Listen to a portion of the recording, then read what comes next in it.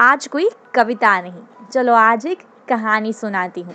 मेरी तरह शायद आपको भी होने लगे यकीन, ऐसे कोई जज्बात सुनाती हूँ। डिस्क्लेमर, इस कहानी के सभी किरदार काल्पनिक है और ये कहानी कम जिंदगी की किताब का कोई हसीन सा चैप्टर ज़्यादा लगती है।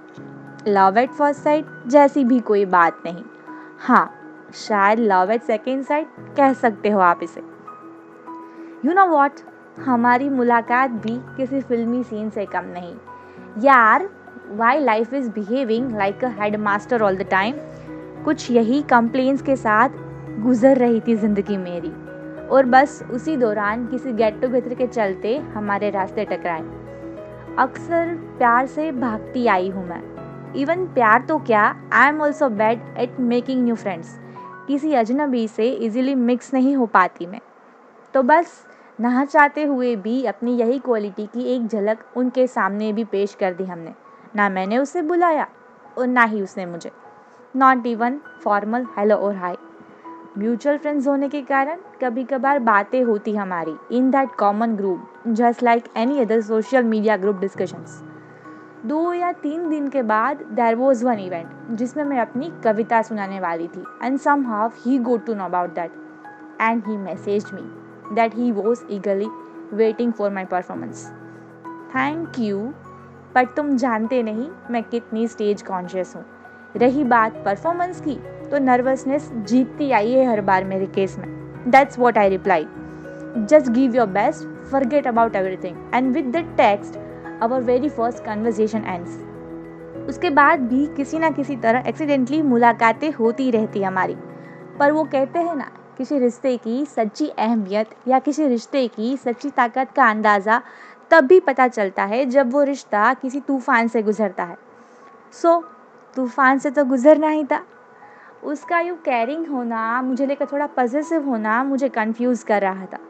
Cause I had never got such attention before. I didn't know how to deal with such situation. So I started ignoring him. As I didn't want such love show things in my life. But after some time, I realized that ignoring is never a solution.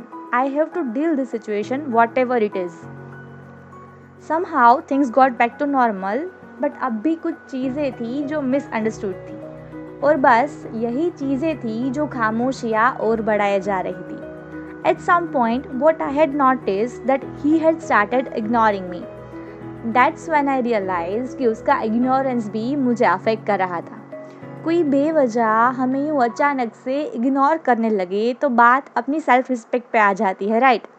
तो बस मैंने भी तय कर लिया कि अब हम भी उससे बात ही नहीं करेंगे।